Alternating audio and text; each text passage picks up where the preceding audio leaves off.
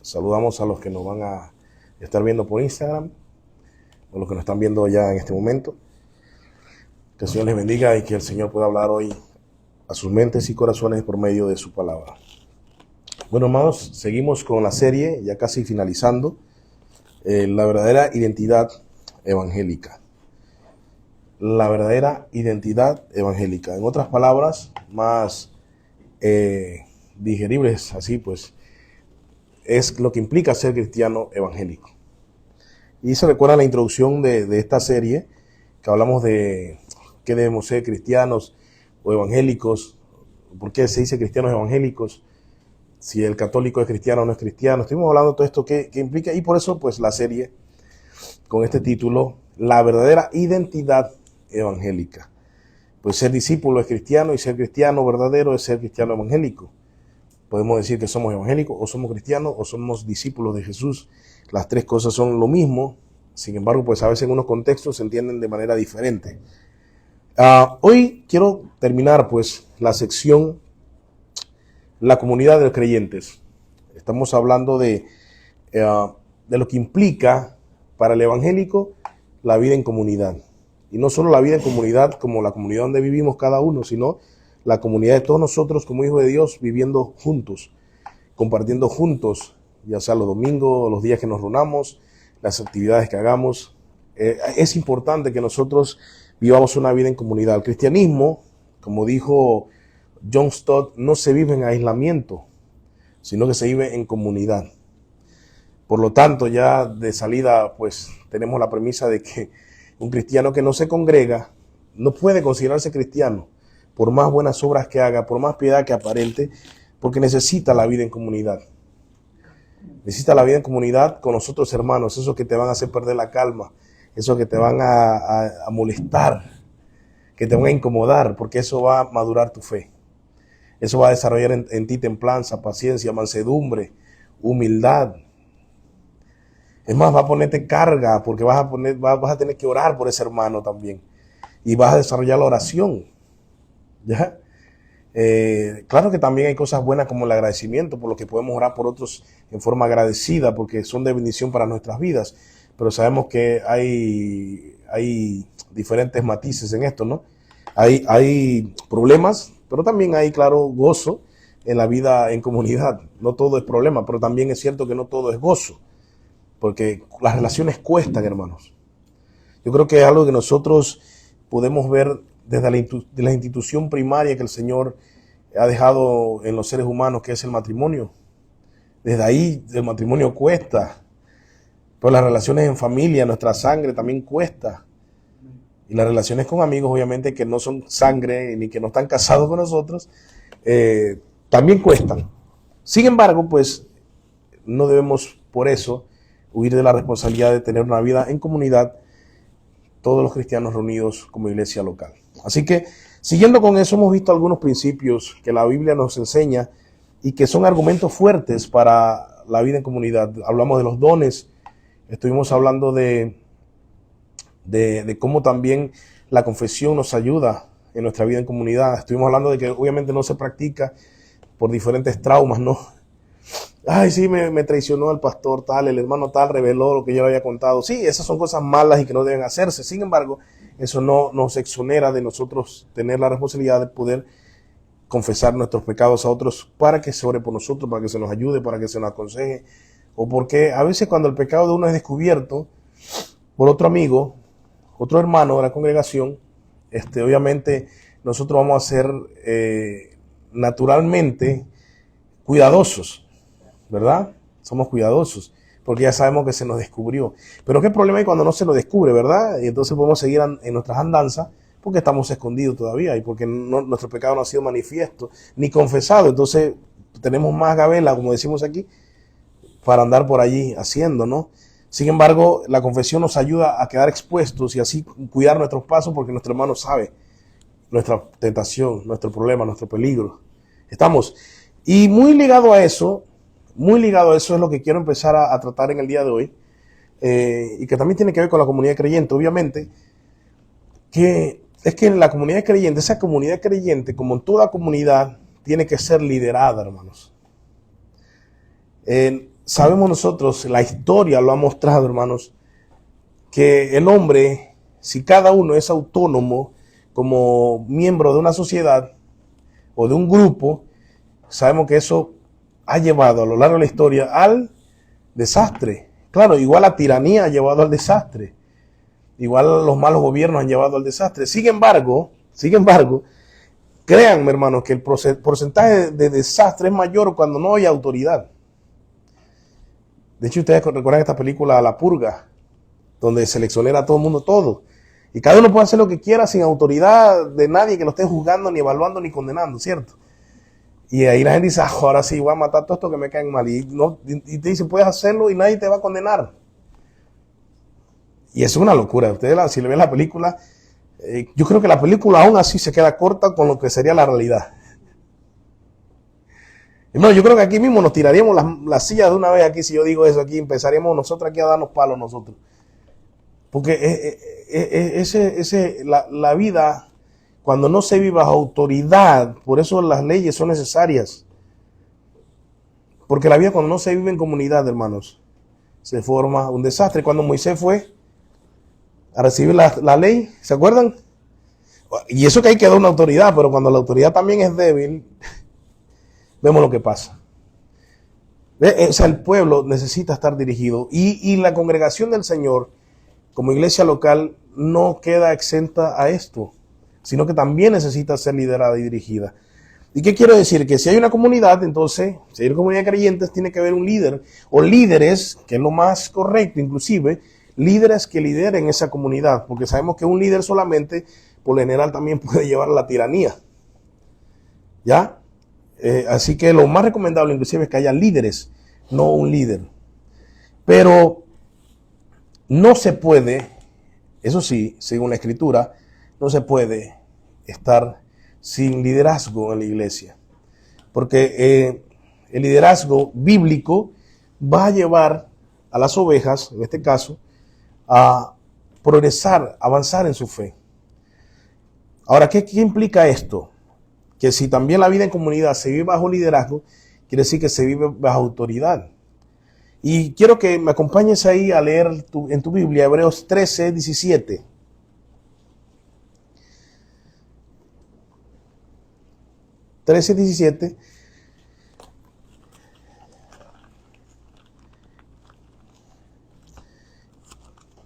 Quiero que leamos la parte A, no porque la otra parte no funcione. Saben que no soy de andar cortando versículos. Sin embargo, pues lo que quiero hablar, para no expandir mucho, va a tener que ver solo con esa parte.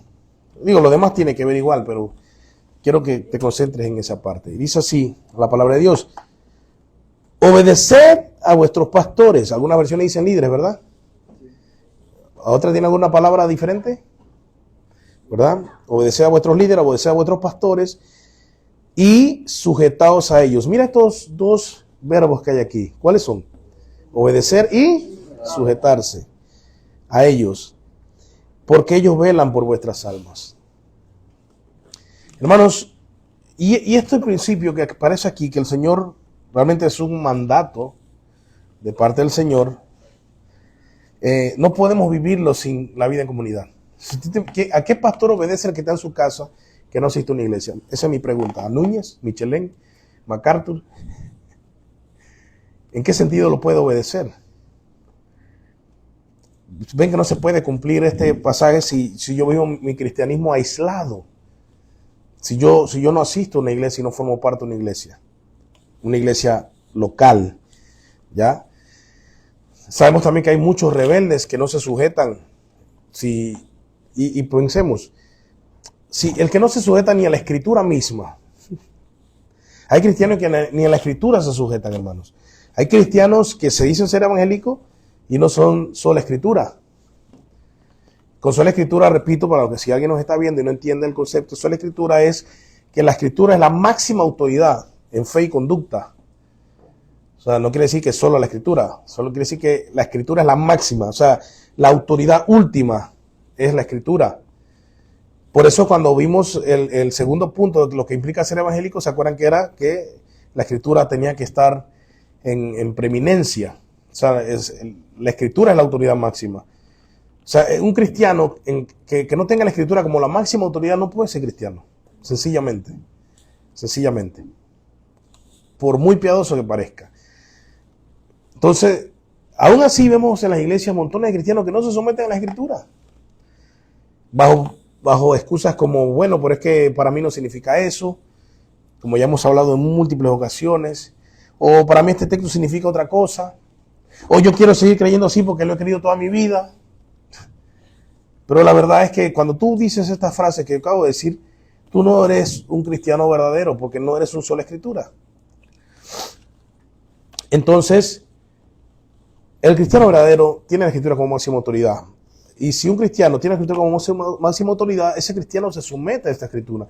Repito, hay muchos que no se someten a un pastor porque ni siquiera se someten a una palabra de Dios. Entonces, por ende, si no respetan a la palabra de Dios mismo, imagínense, hermano, o sea, la palabra de Dios mismo, ¿quién es un hombre mortal para que se sometan? Naturalmente no se van a someter, hermanos. Naturalmente no van a hacer caso ni van a rendir cuentas. Algunos dicen una excusa muy conocida como, bueno, pero es que el pastor también es imperfecto.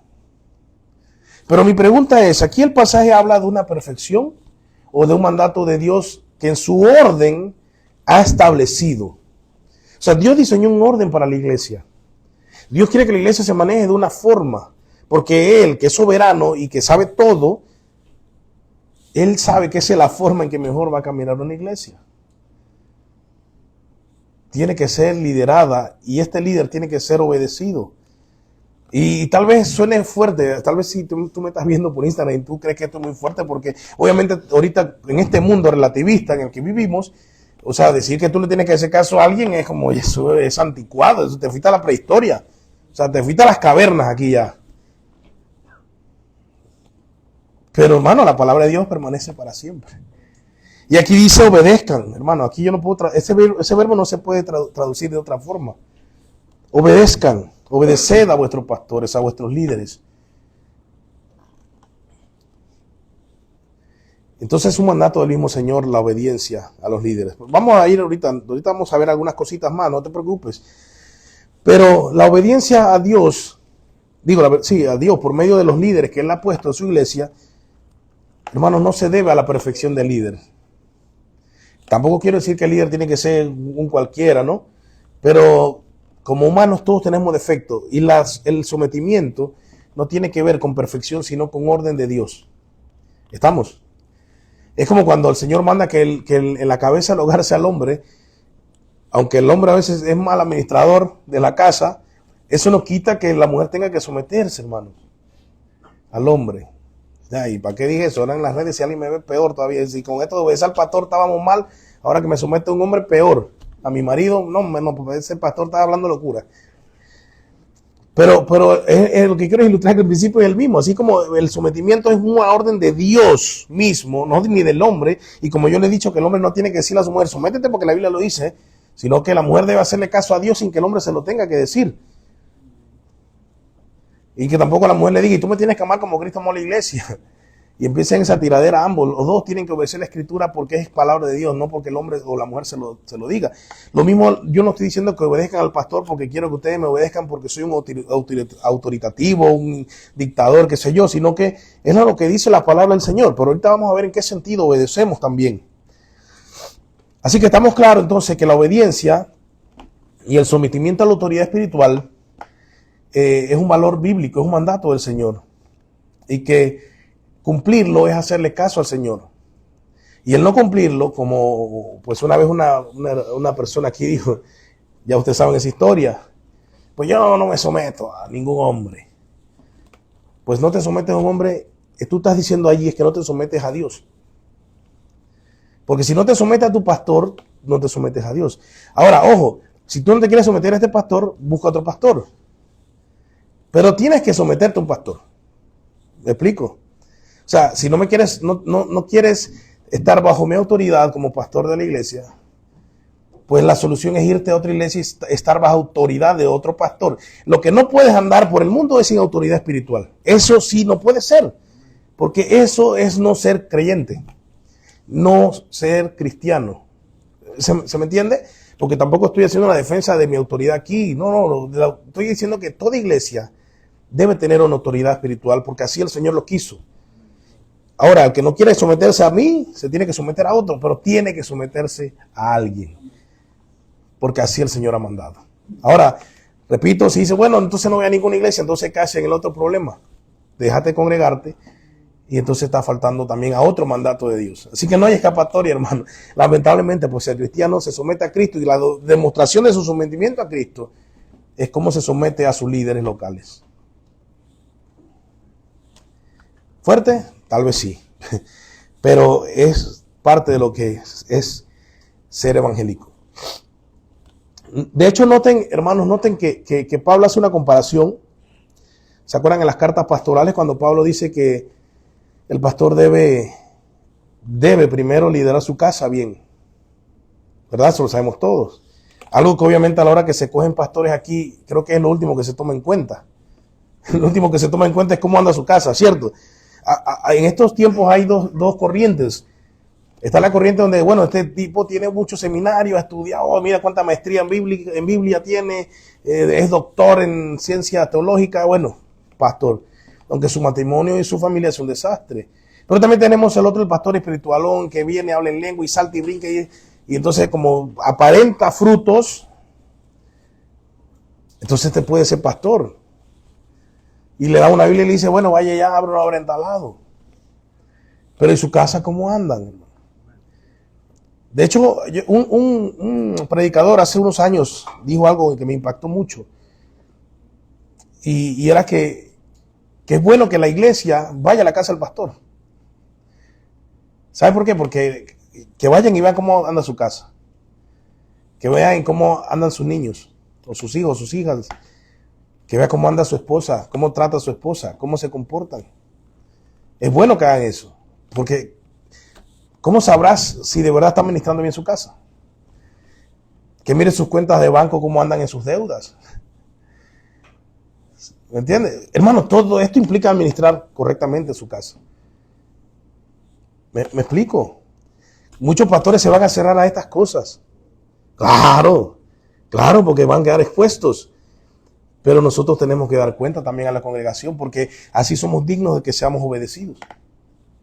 ¿Se entiende? Entonces, Pablo dice que tiene que ser una persona que administre bien su casa.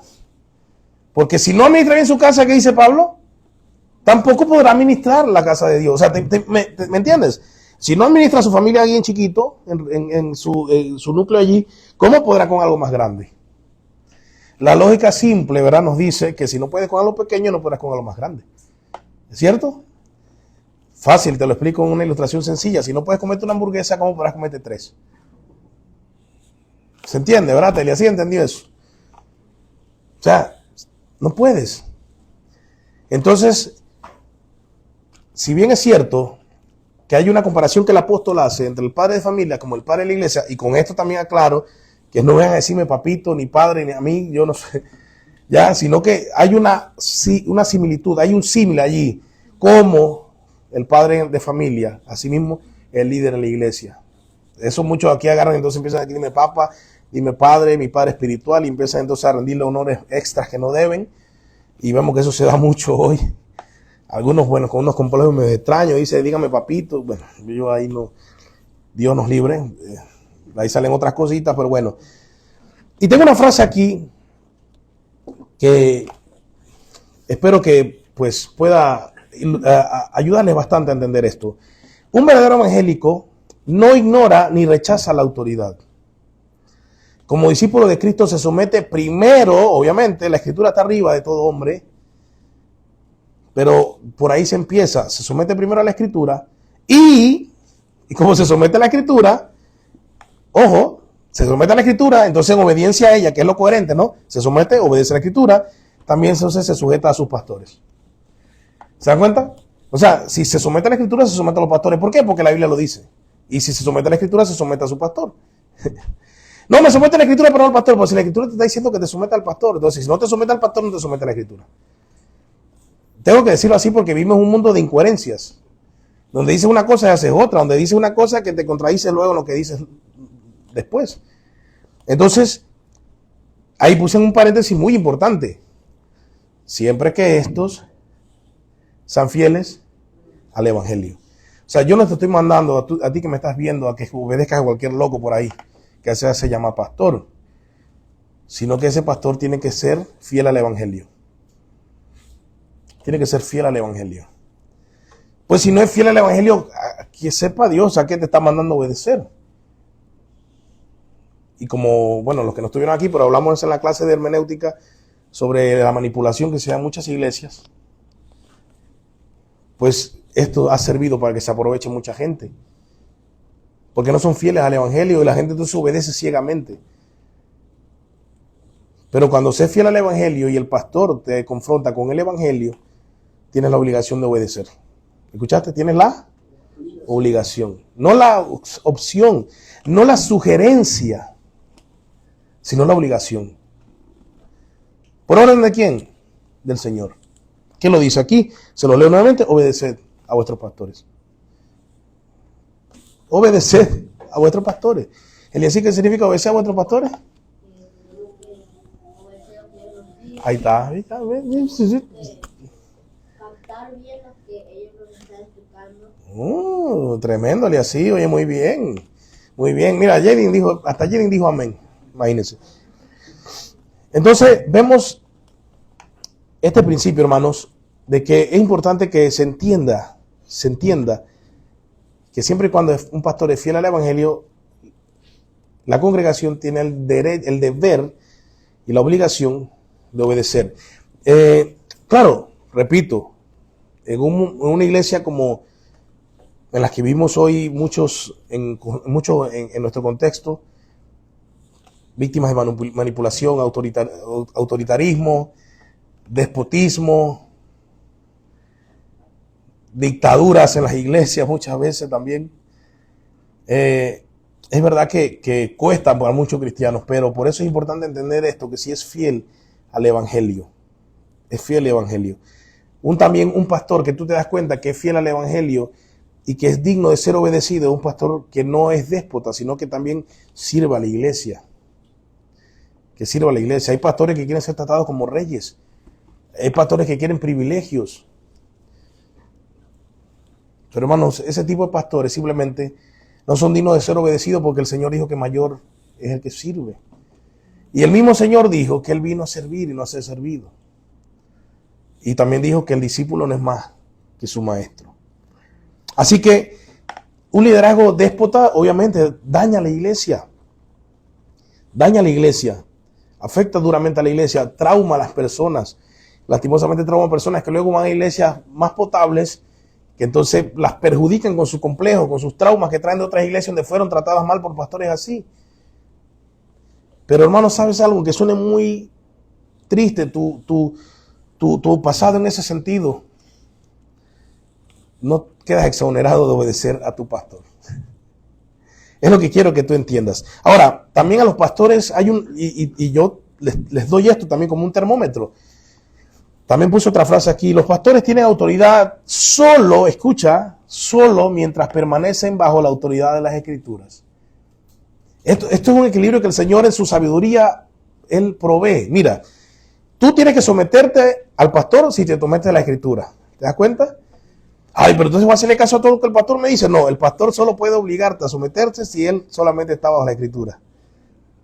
O sea, no sé si tú puedes ver ahí la primacía de la Escritura. O sea, el creyente se somete porque lo dice la Escritura, quien es la máxima autoridad. Pero el pastor solo te puede ordenar hacer lo que la Escritura le permite que te ordene hacer. Entonces te das cuenta cómo, a pesar de que hay autoridad y un liderazgo, realmente Dios está en control de su iglesia y dirigiendo su iglesia. Yo no sé a ti, pero a mí me parece esto hermoso. A mí me parece hermoso porque nos deja al Señor como el jueves que siempre menciono, puerquito, no tienes para dónde ir. No tienes para dónde ir. O sea, si nosotros somos fieles a la Biblia, hermano, no hay escapatoria. Ni para ti, ni para mí. Ni para ti como oveja y como para mí como pastor tampoco. Ninguno va a abusar del otro. Porque todos vamos a estar sometidos a la Escritura. Qué cosa más tremenda, hermano. O sea, de verdad, no se lo digo para que digan como los colonenses y se paren y dancen, pero Pero de verdad a mí me impresiona la sabiduría de Dios. Me impresiona, hermanos. Entonces mira lo que dice. Los pastores tienen autoridad solo mientras permanecen bajo la autoridad de la Escritura. En el momento en que un pastor se coloca por encima de la Escritura, pierde automáticamente toda autoridad legítima.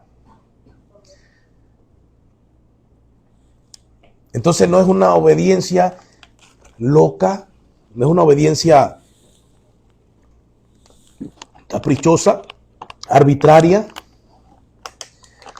sino que es una obediencia coherente con las Escrituras. Porque el pastor al que vas a obedecer está regido por las Escrituras.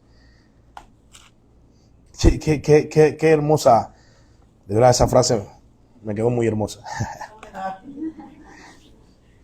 Y la verdad, pues tengo que reconocer que es mía la frase, pero Suher Michelén dijo algo parecido y una pregunta que le hicieron, yo me quedé así, wow. Y dije, yo de allí estaba predicando sobre esto y dije, voy a decir en unas palabras, ampliando un poco más lo que dijo la idea que desarrolló Michelén.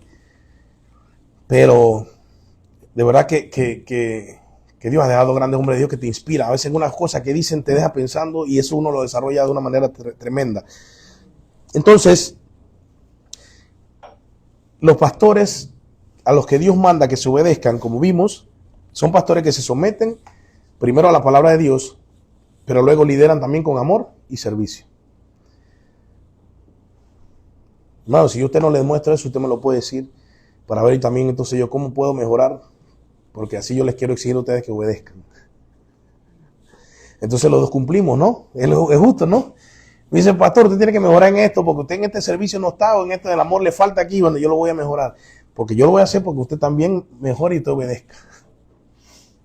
Ahora, ¿en qué sentido obedecen? Porque yo también voy a apelar aquí a su viveza pecaminosa natural. Escúcheme, hay unos que entonces no hablan con el pastor. Porque así no le tengo que obedecer, paso agachado. Pero yo te digo algo, cuando el pastor está hablando aquí de parte de Dios, para ustedes, está demandando que ustedes obedezcan. O sea que en otras palabras, si usted nunca ha venido a una consulta conmigo, usted no puede exonerarse de este pasaje, hermano. Usted no puede decir, bueno, que el pastor a mí nunca me ha dicho nada para yo decir que yo he desobedecido y falté a la palabra. No, escúchame. Desde que yo predico la palabra aquí, para ti, tú estás obligado a obedecerla. Porque soy tu líder de parte de Dios y estás obligado a obedecerla. Si yo no sé que la has desobedecido, Dios sí sabe. Y en última, Dios es el que está pendiente de su iglesia. Porque solo de esa forma es que las puertas del Hades no prevalecerán contra la iglesia. No es por un pastor, no son por los pastores de todo el mundo que nos unamos todos en cadena de oración. Las puertas del Hades, el infierno mismo y Satanás no pueden contra la iglesia porque Dios está cuidando su iglesia. Y como Dios está cuidando su iglesia, tu desobediencia a tu pastor, aunque no hayas tenido una cita con él, Dios está notando allí cada desobediencia tuya. Es figurado.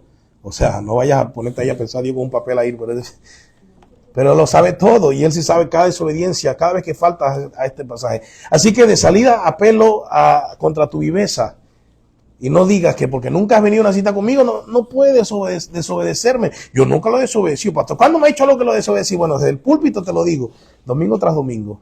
Y cada vez que tú desobedeces esto que yo te digo, cada domingo, tú estás desobedeciendo a tu pastor, como dice la Escritura, estás en contra de ella.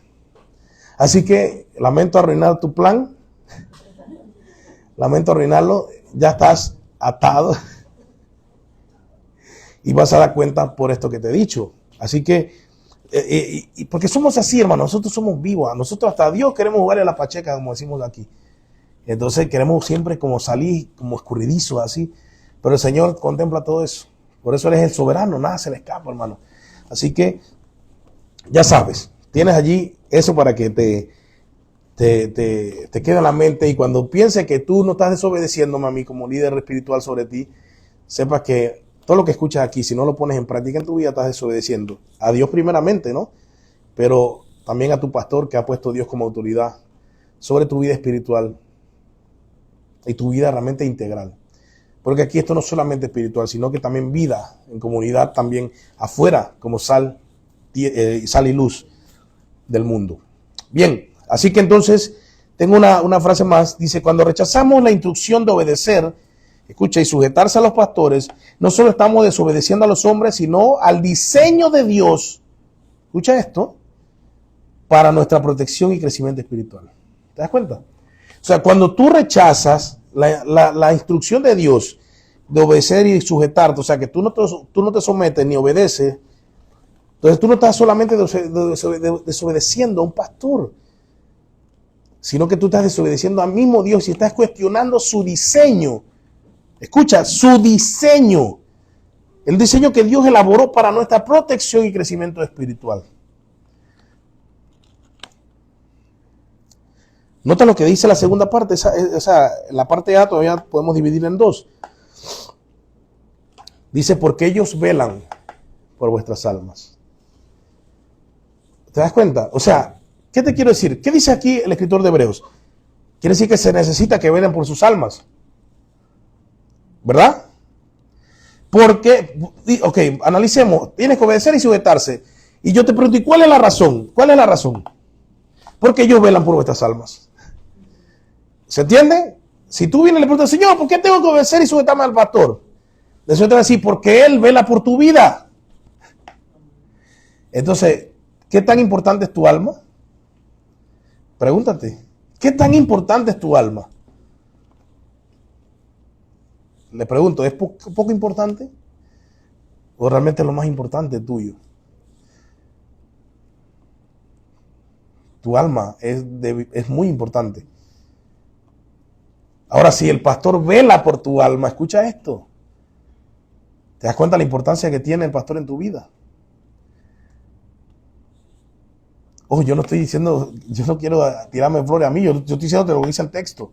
No pienses que decía amén así que me estás alabando, no. Es que yo también tengo un pastor. O sea, ¿me entiendes? O sea, el pastor vela por tu alma. Y yo creo que eso es lo más importante. Entonces, qué bonita razón de obedecer y sujetarse, porque él vela. Es como dijo Warren Wiersbe. Warren Wiersbe dijo, o sea, una mujer que es amada por su esposo, como Cristo amó a su iglesia, no tendrá ningún problema en sujetarse a ese hombre.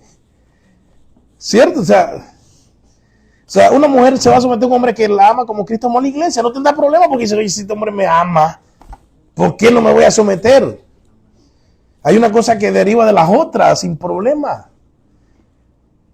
Entonces, ¿cómo no obedecer a un pastor que cuida por mi alma? O sea, si para ti eso no significa nada, entonces yo creo que tú tienes un concepto un poco platónico del alma, ¿será? O será que crees en la reencarnación, o en el, ¿cómo se llama? Aniquilismo. Que es la única forma donde tú desprecias tu alma. Cuando mueres ahí acabó todo. O bueno, reencarnaré, ¿quién sabe en qué reencarnaré?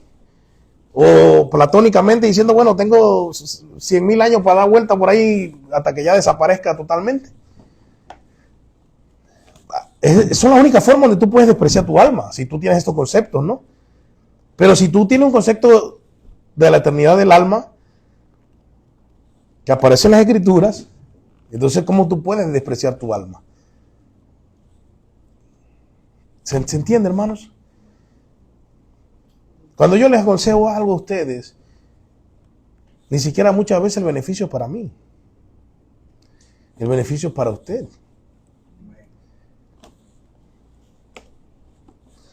Cuando yo le digo algo o le doy una instrucción, es por su bien, no por el mío. Porque yo administro mi vida. Yo mi casa la cuido. Pero cuando yo me meto en sus asuntos, es porque estoy velando por su alma.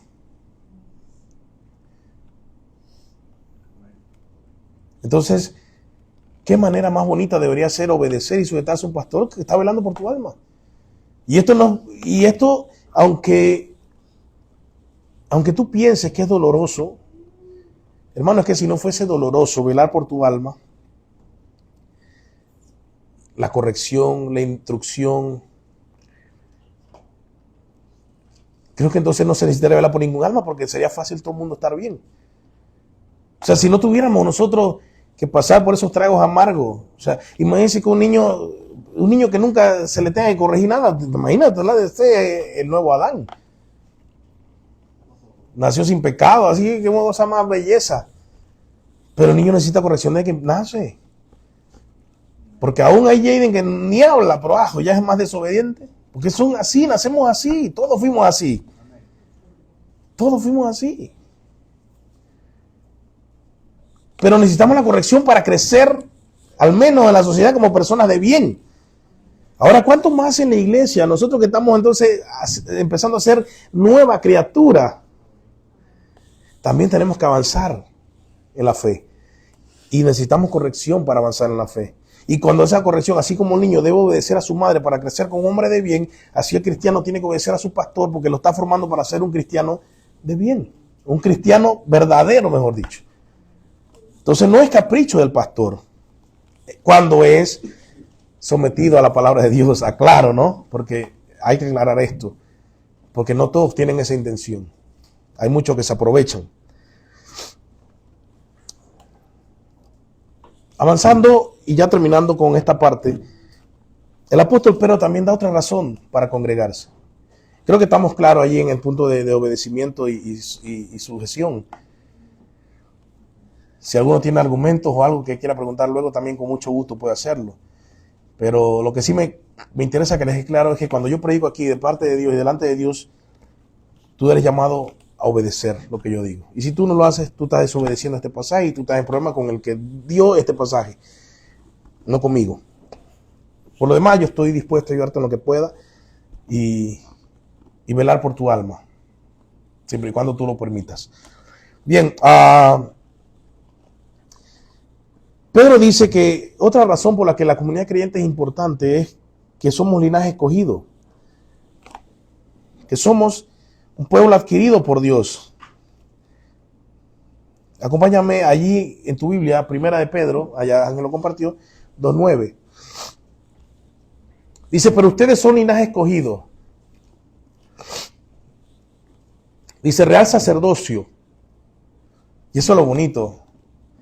Lo que vimos en el estudio de Efesios también, lo que estamos viendo. Que ya no es un sacerdote, ahora todos somos sacerdotes. Antes había una persona que podía entrar, ahora todos podemos entrar a la presencia de Dios. Y eso es bien maravilloso. Entonces ahora somos real sacerdocio. Pero somos una nación santa. ¿Somos una sola persona santa? No, somos una nación. O sea que aquí estamos hablando de un concepto de muchos bajo unas características que te definen como nación. Usted escucha un tico hablando y dice, ayer mi esposa en el evento conoció a una tica y le dijo, y dice, si usted no es de aquí, se identificó de una vez. Porque hay rasgos, pero el cristiano tiene sus rasgos. El cristiano que está metido en el mundo y nadie lo percibe, hermano, no hay rasgo allí que te distinga, hermano. Entonces somos una nación, o sea, nosotros estamos marcados con unas diferencias, obviamente que el Señor ha hecho en nosotros.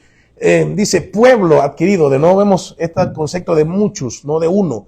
Pueblo adquirido para posesión de Dios. Ahora, hay un propósito de ese pueblo. ¿Cuál es el propósito? Anunciar las virtudes de aquel que los llamó de las tinieblas a su luz admirable.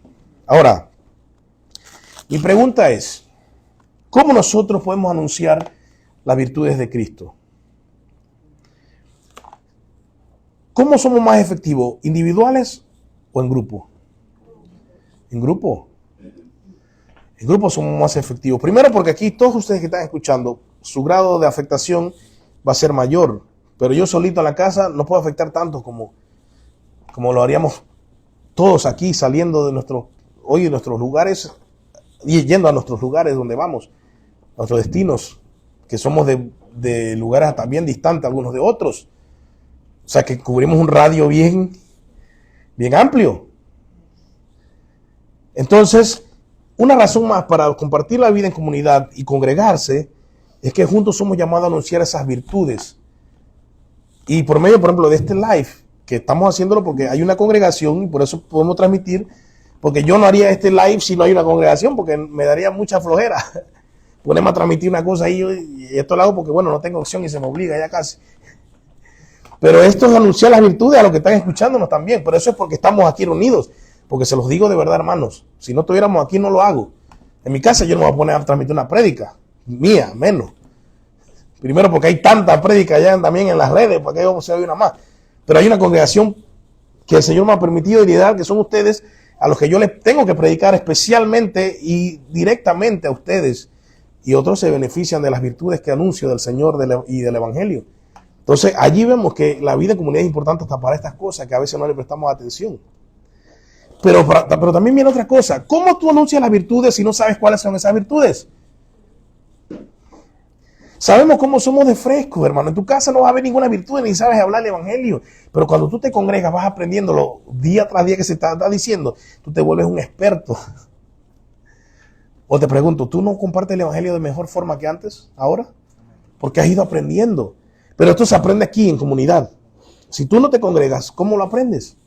Si tú no participas de un discipulado, que es el último punto con el que voy a cerrar la otra semana, ¿cómo vas a anunciar esas virtudes? O sea, también tenemos que anunciar esas virtudes. Y cuando está hablando ahí, comparado con los sacerdotes, esa gente tenía un entrenamiento duro desde el Antiguo Testamento.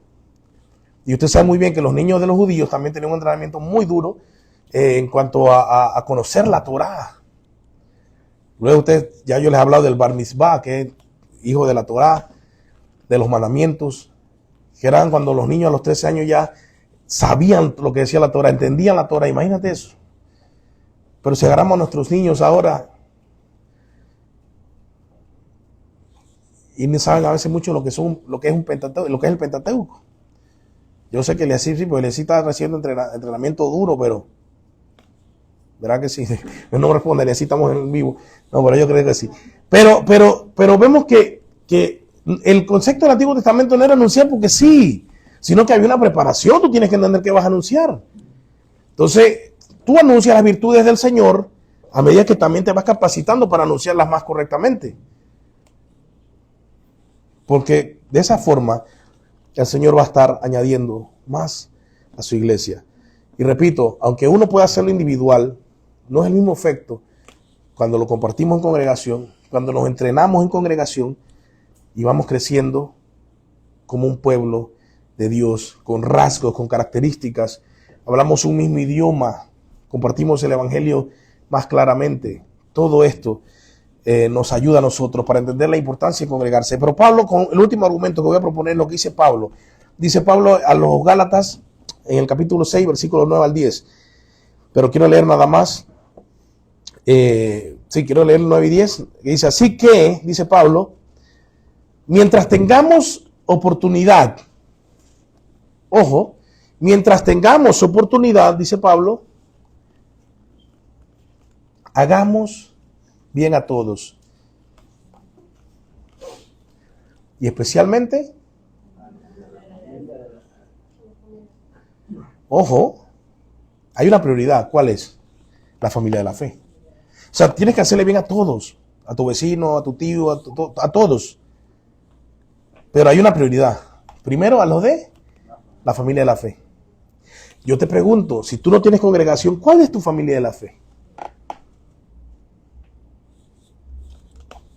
¿Alguien puede responder? ¿Cuál es tu familia de la fe si tú no te congregas? No tienes familia de la fe. Y luego te sirve que tú digas que, bueno, mis hermanos son todos los cristianos del mundo. Yo te preguntaría entonces, ¿y a cuáles ayudas? ¿A cuáles? ¿Con cuáles practicas el bien? A ver, dime.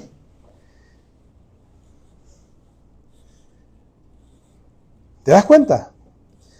O sea, alguien por ahí dijo, no, pues tú no puedes hacer doctrina un versículo porque atacando el no dejéis de congregarse como luego tienen por costumbre, y los vamos a mandar un videito ahí para que vean que tal vez si tú no estás listo te agarras y te envuelves tus mentiras y patrañas. Pero es que no hay un solo pasaje que hable de congregarse, hermano. Solo hay un pasaje que literalmente dice que te congregues. Pero hay muchos que te están mandando a congregarte sin que te diga que te congregues, porque te vuelvo y te repito, si tienes una familia en la fe, ¿quién es esa familia en la fe? Dice que hagas bien a todos, especialmente a los de la familia de la fe. Ahora, ¿qué es una familia? Para responder a los que dicen, bueno, son todos los cristianos del mundo, pero ¿qué es una familia? No es una sola persona. sino un grupo de personas unidas, escuchen, unidas por un vínculo común. Bueno, esa es la definición que aparece, para que sepan, tampoco estoy definiéndolo yo. En la RAE. Por lo tanto, entonces, como le puse allí una frase, igual anexé esta definición. Por lo tanto, hacer el bien, especialmente a la familia y la fe, implica pertenecer a una comunidad de creyentes, un grupo con quienes compartir y practicar el bien mutuo. ¿Entienden? Implica pertenecer a una comunidad de creyentes, un grupo con quienes compartir y practicar el bien mutuo. Eso es lo que Pablo está diciendo a los Gálatas. O sea, hay una comunidad de la fe. O sea, hay unas personas con las que tú tienes que compartir y practicar el bien mutuo. Primeramente y después con los de afuera. Ahora, si Pablo hubiera terminado diciendo, mientras tenga oportunidad, haz el bien a todos, podríamos escapar. Porque hay todo, bueno, hago bien a todos, donde me muevo hago el bien. Pero aquí está hablando especialmente a la familia de la fe. O sea, hay una prioridad. Hay unas personas a las que primero tenemos que hacer el bien. Y son a los hermanos que están aquí a tu lado. Tienes que hacerle bien primeramente al hermano que está a tu lado, hermanos. ¿Y cómo le haces el bien? Apoyándolo, exhortándolo, animándolo, reprendiéndolo, cuereándolo, abrazándolo, dándole palabras de aliento, dándole dinero también si lo necesita, hermanos.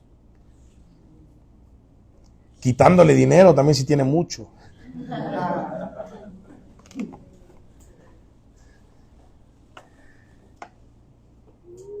Ahora, ¿te das cuenta que esta idea de Pablo, que no es el mismo que escribió Hebreos, dice que ayudes primero a la familia de la fe? Que hagas el bien a los de la fe. Pero ¿te acuerdas que el escritor de Hebreos dijo que consideraras cómo hacer el bien y cómo exhortar al bien, cómo buscar ideas de ser, ahí sí, creativos para hacer el bien a los de la fe primero? ¿No tiene acaso conexión entonces esto con otro? Me congrego y hay una familia con la que me congrego. Y estimulo a los demás a hacer el bien porque nosotros empezamos a hacernos el bien nosotros primero para después hacer el bien a los demás. Pero hermano, sería una gran hipocresía decir que hacemos el bien afuera y no hacemos el bien entre nosotros mismos. Así que yo no sé cómo tú te llevas con tu hermano en la iglesia. Pero piensa, dice Pablo. Digo, el escritor hebreo, Apolo, vamos a decir que ¿saben cómo dice Apolo? Aquila, otros dicen que es Clemente, otros dicen que fue Sila. Bueno, yo me quedo con voy a hacerle fiel al reformador Lutero y digo que es Apolo. Que Samuel Peremilo también dice que es Apolo. Así que, bueno, el que se menciona en Hechos 18, para que los que no saben, pues, el judío alejandrino. Pero, pues ya dejando un poco la crítica textual, vámonos a lo que les quiero decir, hermanos. ¿Cómo te llevas con tus hermanos? Analiza eso, piensa eso y obedece lo que el Señor manda por boca de Apolos. ¿Qué es? Métele mente a cómo hacer el bien. O sea, si hay un hermano con el que no te lleva bien, métele mente. Escucha lo que dice el escritor. Métele mente para cómo vas a hacer para solucionar eso. Qué tremendo, ¿ah? Dedícate a eso. Toda la semana dice, dedícate a pensar cómo puedes arreglar eso. No te dice déjalo así. Te dice métele mente. Dedícate a eso. Considera qué debes hacer. Así que la aplicación que te quiero dejar es puntual, clara y sencilla. Si eres miembro de esta comunidad de creyentes, obviamente mostrando la verdadera identidad evangélica que te debe caracterizar, pues en el tema que tratamos hoy te toca ver cómo te llevas bien con tus hermanos, cómo te llevas mejor con tus hermanos. Ay, pero que es un pecador. Sí, tú también eres pecador. Ay, que me hizo, tú también le has hecho a otros. Ay, que habló de mí, tú también hablaste de otros. Ah, que me miro feo, tú también lo has hecho. O sea, cualquier cosa que quieras criticar en el otro, tú lo has hecho. Pero bueno, digamos que no has hecho lo mismo. Pero dice Santiago que si has hecho una de todas las cosas malas que puedes hacer contra tu hermano, has hecho todas. Así que si no has pagado con la misma moneda, pero pagaste con otra, igual eres culpable. Entonces, tienes que pensar, y ese es tu problema, cómo te llevas bien con tu hermano. Cómo mejoras las cosas con tu hermano. Eso es lo que manda la palabra de Dios. Y es lo que te toca obedecer a ti ahora que yo lo he dicho. Y tú decides si desobedeces u obedeces. Pero el Señor es quien registra todo. A Él no se le escapa ninguna.